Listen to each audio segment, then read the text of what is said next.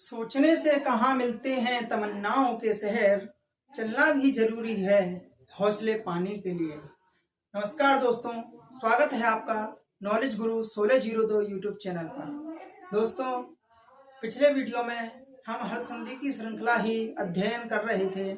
आज भी हमारी हल संधि समाप्ति की ओर है और आज हम लोग परसवर्ण संधि, अनुस्वार संधि और अनुनासिक संधि, 3 संधियों का अध्ययन करेंगे। आइए दोस्तों देखते हैं सबसे पहले परसवर्ण संधि। परसवर्ण संधि में दोस्तों जो भी अनुस्वार रहेगा यह सभी आदे स्थानीय हैं, यानी अनुस्वार हैं। इनको यदि क ख ग घ ङ उस अनुस्वार से यदि बाद में क ख ग घ ङ यह 5 वर्ण मिलते हैं तो उस अनुस्वार को ङ कर देंगे, यानी उसी वर्ग का 5वां अक्षर कर देंगे। यदि अनुस्वार के बाद च छ ज झ ञ इन 5 में से कोई मिलता है तो इसी वर्ग का 5वां अक्षर उसके स्थान पर कर देंगे। यदि अनुस्वार के बाद ट ठ ड ढ ण मिलता है तो उसके स्थान पर इसी वर्ग का 5वां अक्षर ण कर देंगे। यदि अनुस्वार के बाद त थ द ध न इन 5 में से कोई भी एक मिलता है तो उसके स्थान पर न और इसी तरह यहाँ पर भी कर देंगे। आइए दोस्तों पहला उदाहरण देखते हैं। पहला उदाहरण है हमारा दोस्तों गंगा।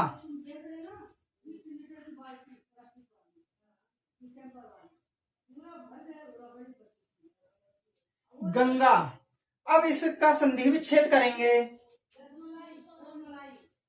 गंग प्लस गा। आप लोग हिंदी में इसी तरह से गंगा लिखते हैं।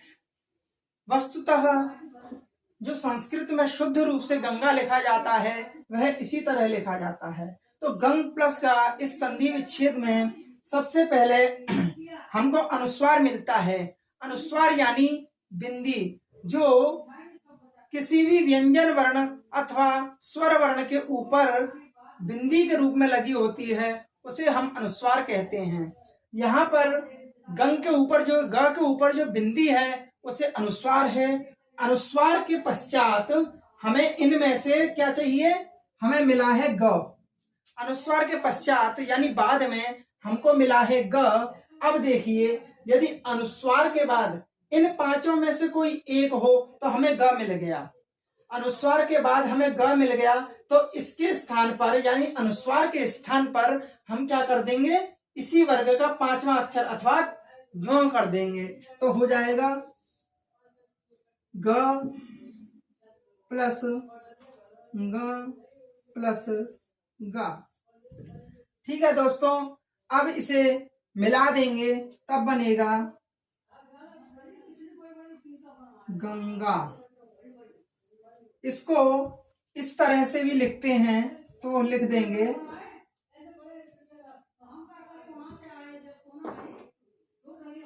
गंगा। इस तरह से सिद्धि हो जाती है। आइए दूसरा उदाहरण देख लेते हैं। दूसरा उदाहरण है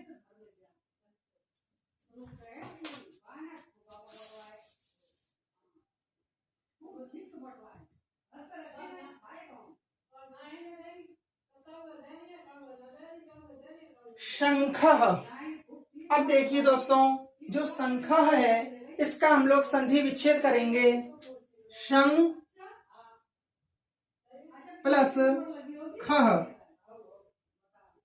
अब देखिए हमको अनुस्वार मिल गया। अनुस्वार है स के ऊपर बिंदी। उस अनुस्वार के बाद हमारे पास क्या है, ख। अब देखिए यदि अनुस्वार, यह अनुस्वार है, अनुस्वार के बाद यदि ख होगा तो हम क्या कर देंगे, उसी वर्ग का 5वां अक्षर यानी ङ, ये है, यही हो जाता है। अब देखिए श प्लस ङ प्लस ख।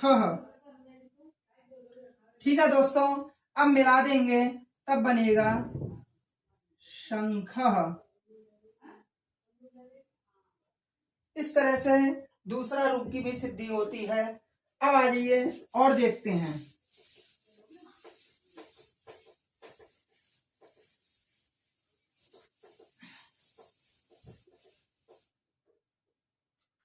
तीसरा रूप है हमारा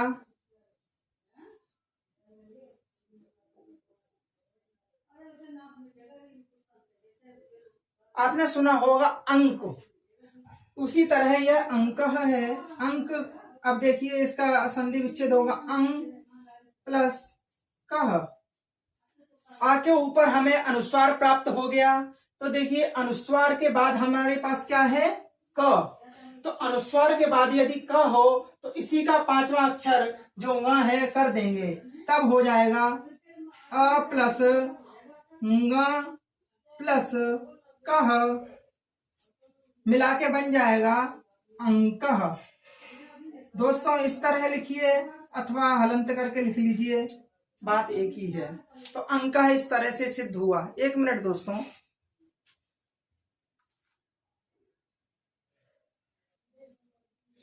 आइए दोस्तों अब दूसरा उदाहरण देखते हैं। हमारा है लंघनम।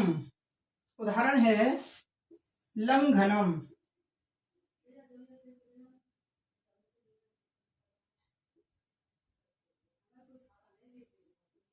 लंघनम आपने सुना होगा उल्लंघनम, है ना।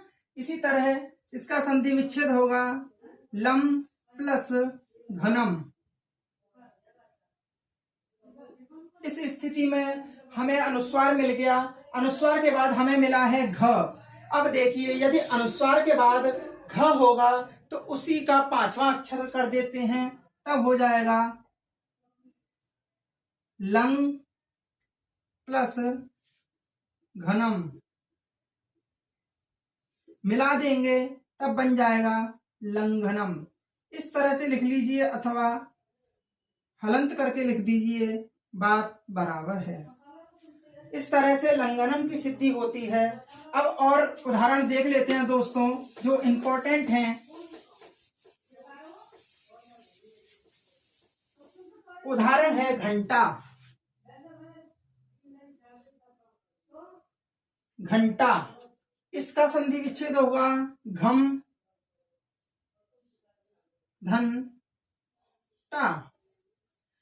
अनुस्वार है दोस्तों, अनुस्वार के बाद हमें क्या प्राप्त हुआ है, ट। तो देखिए अनुस्वार के बाद यदि ट होगा तो ट वर्ग का ही पांचवा अक्षर कर देते हैं, तो पांचवा अक्षर हो जाएगा न। तब हो जाएगा घ प्लस अनुस्वार को हटा देंगे न प्लस टा, मिला देंगे घंटा। ठीक है ना। घम करोती यह स घंटा। जो घम घम अथवा जब हम घंटा बजाते हैं, घम की जो आवाज आती है उस आवाज को जो करता है उसे ही घंटा कहा जाता है। आइए दोस्तों एक और उदाहरण देख लेते हैं। दंडः। दंडः, यहां पर दम प्लस डह। इस स्थिति में अनुस्वार के बाद हमें ड मिला है। तो देखिए अनुस्वार के बाद ड है टवर्ग में, तो ड आता है टवर्ग में, तो टवर्ग का पांचवा अक्षर कर देंगे न, तब हो जाएगा द प्लस ण प्लस डह, वर्ण सम्मेलन दंडः।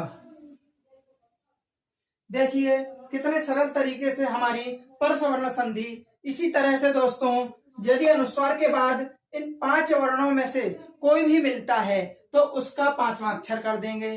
यदि अनुस्वार के बाद चवर्ग में से यानी च छ ज झ यहाँ में से कोई भी वर्ण मिलता है तो चवर्ग का पांचवा अक्षर कर देंगे। उसी तरह से यदि टवर्ग अनुस्वार के बाद ट ठ ड ढ ण में से कोई भी अक्षर मिलता है तो उसका पांचवा अक्षर यानी ण कर देंगे।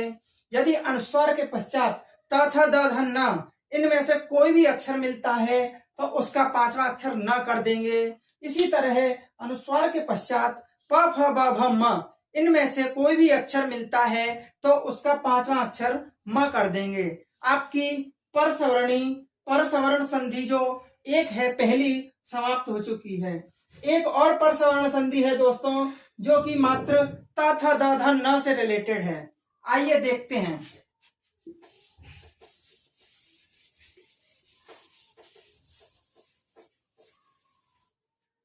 इस परसवर्ण संधि का रूल है, यदि त थ द ध न इनमें से कोई भी वर्ण होगा और इन पांचों के बाद यदि ल मिलता है तो इन पांचों में से कोई भी जो मिलेगा उसको ल ही बना देंगे।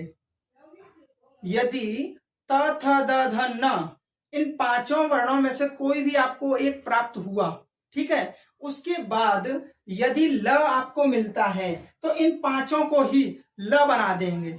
ठीक है दोस्तों, आइए, यह संधि करने वाला सूत्र है तोरली और यह संधि करने वाला सूत्र है अनुस्वारस्यै परसवर्णः। ठीक है, इनकी अपनी अपनी वृत्तियां और अर्थ हैं, तो सूक्ष्म रूप में हम लोग देख रहे हैं और इसी तरह से आप लोग एग्जाम्स में करके आएंगे। जैसे इसका उदाहरण ले लेते हैं दोस्तों। इसका उदाहरण मान लीजिए, लिख लेते हैं।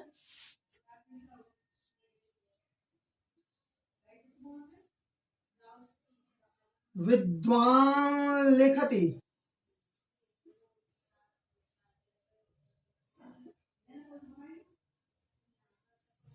देखिए, विद्वान लिखति, इस स्थिति में इसका संधि विच्छेद करेंगे।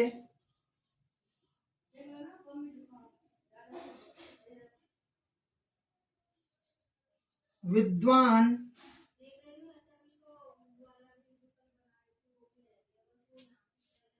प्लस लिखति। अब देखिए दोस्तों, हमें इसका अंतिम वर्ण लेना होता है, तो न जो है त थ द ध न हमें न मिल गया। अब न से यदि बाद में ल होगा तो देखिए ल मिल गया, ल होगा तो इस न को भी ल ही हो जाएगा, तो न को ल बना दीजिए, तब हो जाएगा विद्वान लिखति। देखिए, विद्वान लिखति की सिद्धि हो चुकी है। विद्वान लिखति का अर्थ है विद्वान लिखता है। इस तरह से एक और इसका उदाहरण देख लेते हैं दोस्तों। आपको संधि शंका हो रही होगी कि यहाँ पर जो न है, तो देखिए यहाँ पर भी इन्होंने कहा था न, यदि न, लेकिन यहाँ पर दोस्तों किसकी चर्चा हुई है, पहले अनुस्वार होना चाहिए। यहाँ पर पहले त थ द ध न होना चाहिए, तो हमारे पास पहले क्या है यहाँ पर न कि अनुस्वार। अनुस्वार होता तो ये वाली संधि करते और त थ द ध न है तो ये वाली संधि करेंगे। ठीक है दोस्तों, आइए एक और उदाहरण देखते हैं। तल्लयः।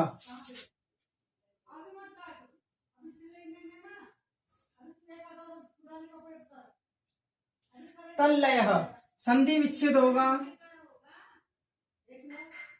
तदधन लयः। इस स्थिति में हमें द मिला है, द देखिए द प्राप्त हो गया। द के बाद यदि ल होगा, देखिए ल भी है, तो इस द को ल ही कर देंगे, तो हो जाएगा त प्लस ल प्लस लयः, मिला देंगे तब बनेगा तल्लयः। अब दोस्तों हम लोग देखेंगे अनुस्वार संधि। देखिए दोस्तों, बीच में वीडियो कट गया था, इसी वजह से हमको थोड़ी प्रॉब्लम हुई। आइए,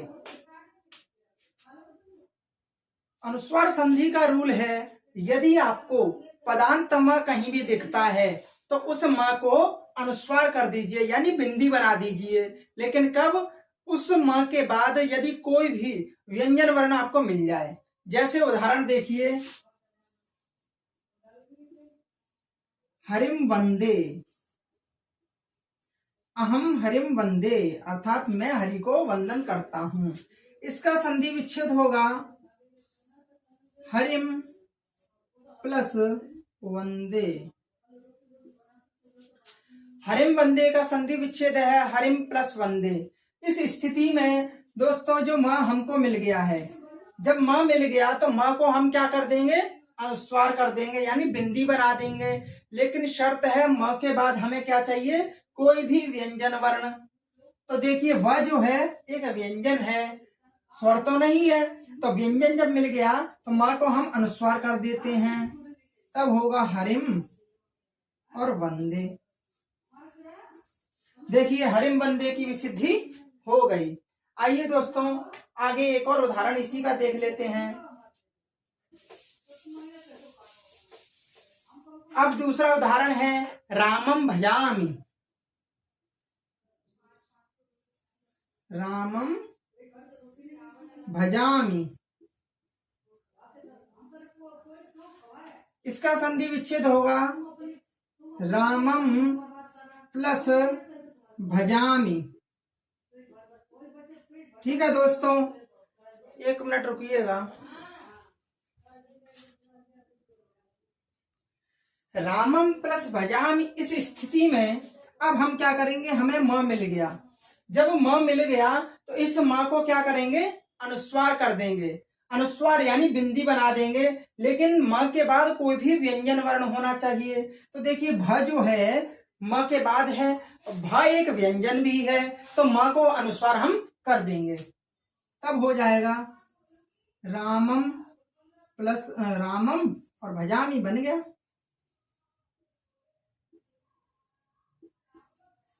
अहम रामम भजामि, मैं राम को भजता हूं। ठीक है दोस्तों, इस तरह से अनुस्वार संधि के हम लोगों ने उदाहरण देखे। अनुस्वार संधि का तात्पर्य यही है, बस कहीं भी आपको अंत में म मिल जाए, पदांत में म मिल जाए, उसको अनुस्वार बना देना है। बस उस म के बाद कोई भी हमें व्यंजन वर्ण चाहिए। अब आ जाइए अनुनासिक संधि पर। अब हमारी संधि है अनुनासिक संधि। इस अनुनासिक संधि में किस तरह से हमको प्रश्न हल करने होते हैं, देखिए दोस्तों। यदि कवर्ग, कवर्ग यानी क ख ग घ ङ, इन पांचों में से कोई भी वर्ण आपको मिलता है तो उसको क्या करेंगे, आप ये बना देंगे क्या, ङ, उसी वर्ग का पांचवा अक्षर बना देंगे। कब, जब किसी भी वर्ग का आपको पांचवा अक्षर मिल जाए, किसी भी वर्ग का। वर्ग पांच होते हैं, पांचों में से देखिए क वर्ग ले लीजिए, क वर्ग का पांचवा अक्षर क्या है, क ख ग घ ङ आपको मिल जाए तो आप तुरंत क्या करेंगे, इन पांचों में से किसी को ङ बना देंगे। ठीक है, बस सीधा सीधा समझिए।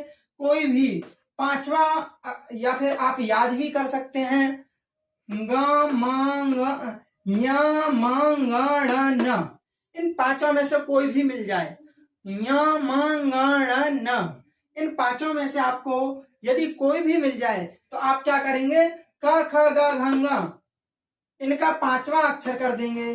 च छ ज झ य को इसी वर्ग का पांचवा अक्षर बना देंगे। ऐसी ट ठ ड ढ ण को इसी वर्ग का ट वर्ग का पांचवा अक्षर बना देंगे। आइए उदाहरण से और स्पष्ट करते हैं। जैसे दोस्तों इसका उदाहरण है,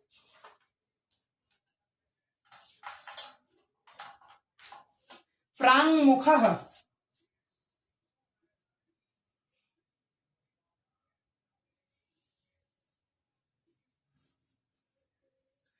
प्रांगमुखः। इस स्थिति में आप देखिए इसका संधि विच्छेद करेंगे, प्राक प्लस मुखः। अब देखिए यहां पर दोस्तों हमको क्या मिल गया, क, और क है यहां पर क वर्ग का। इसको क को हमें क्या बना देंगे, इसी वर्ग का पांचवा अक्षर, यानी क को ङ बना देंगे। लेकिन शर्त है हमें य म ङ ण न में से कोई भी वर्ण उसके बाद में चाहिए। तो देखिए क के बाद जो है म है, म हमारे रूल में आ चुका है। जब आ गया तो हम क को क्या बना देंगे, ङ, तब हो जाएगा प्रांग धन मुखः, और वर्ण सम्मेलन कर देंगे, तब इसी तरह लिख देंगे प्रांग मुखः। दोस्तों इस तरह लिखिए अथवा इस तरह लिखिए, बात बराबर है।